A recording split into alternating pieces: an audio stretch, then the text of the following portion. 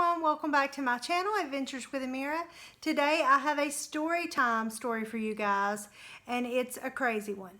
So the other night I went to take the dog out, and as soon as we stepped out the front door, there was a snake laid across the front walkway, and I was like, oh, not again.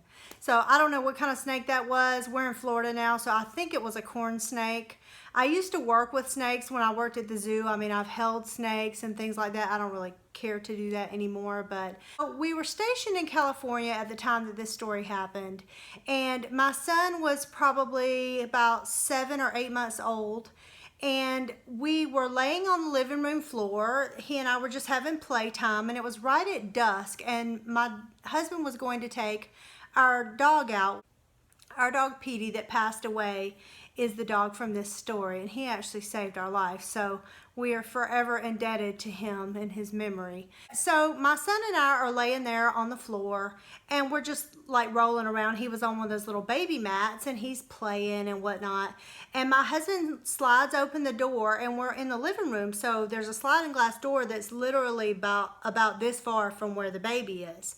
He slides open the door, and he goes to take Petey out.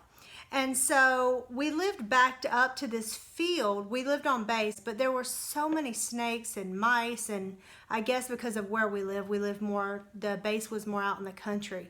So we had not seen any snakes there before, but we had heard that there were snakes on base. So he goes to bring Petey back in, and Petey doesn't want to come in, and he's like, come on, Petey, and Petey was very obedient. Petey, let's go, you know, and Petey's like just standing there and hesitating. He was like, well, that's very strange.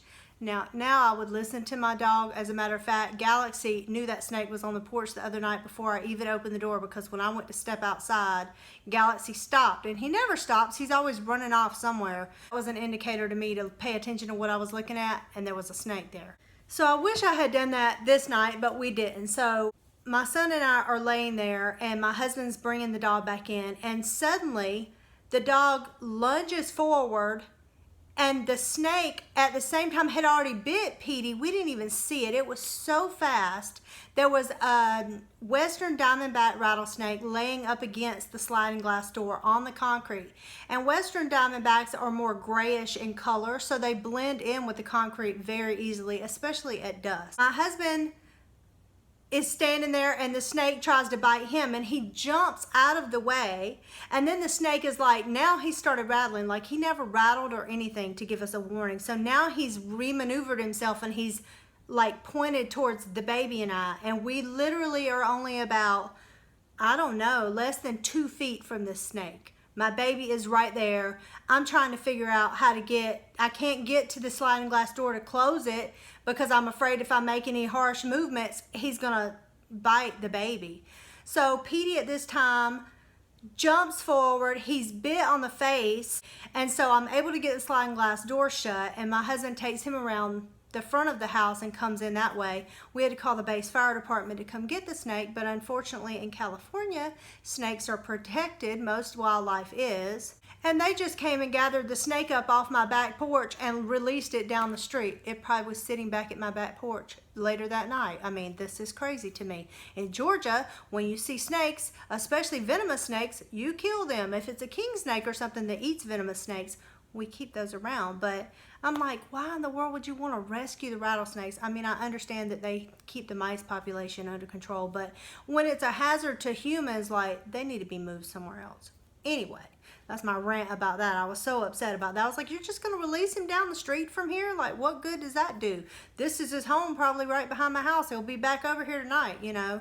So from then on, we were always so paranoid to take the dog out. But Petey comes in the front door, and we're sitting there, and I'm just like so shaken up. That was the most terrifying experience of my life. I've been in car accidents. I've been on a roller coaster that malfunctioned. I've had a lot of stuff happen to me in my life. That was the most terrifying experience of my life, because I was like, we are way out in the country. There's no hospital probably around here that's going to have anti-venom in case my child gets bit. Like, he would have had to been airlifted out of there, and because he was a baby, he probably wouldn't have made it. Needless to say, we were so grateful that Petey basically saved our life. He comes in and he starts stumbling like, you know, somebody that's drunk, and he's falling over, and his face just starts swelling, and we realized he had been bit twice on the face. And his head, he's a little guy. I mean, he was probably 23 pounds.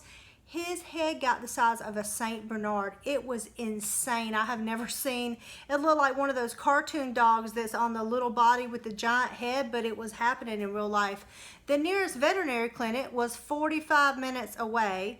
So we're trying to load the baby. By this point, it's like 8:30 at night. My son's normally asleep by that time. So we're trying to load up the baby, get to the nearest emergency veterinary facility.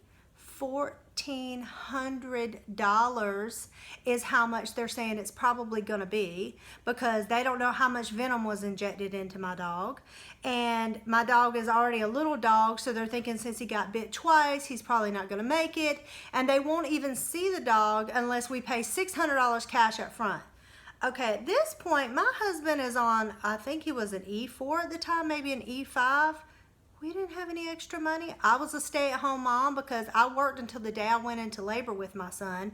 And then my husband PCS right after that. So I had not gotten a job yet at this new base. We had not been there but a few months. And $600 at that time in our life was like $6 million. I mean, maybe 6,000, but it seemed like just an astronomical amount of money.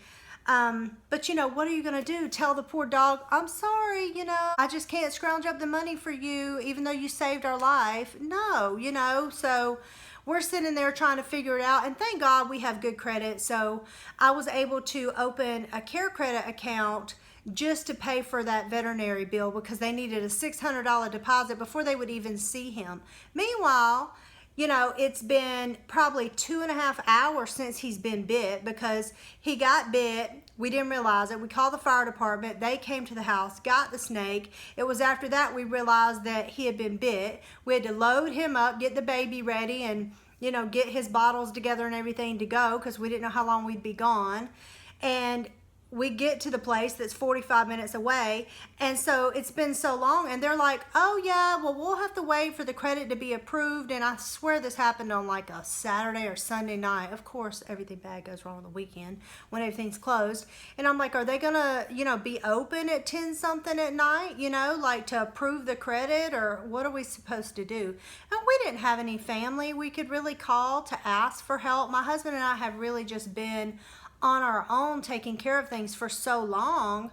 It was just such an odd situation, but they were able to approve the credit for me. I was able to put the deposit down, the $600 for them to give him the first doses, and he had to come home with us probably 2 days later, and he made it, and he lived to be 14 years old, and he was, I think, 7 years old when this happened. My husband's squadron and stuff, you know, they did a little excerpt on us in the paper, and you know, they were just so impressed that this dog had saved my baby's life on base. But it was just a crazy experience, and like I said, the most crazy and most terrifying experience of our life.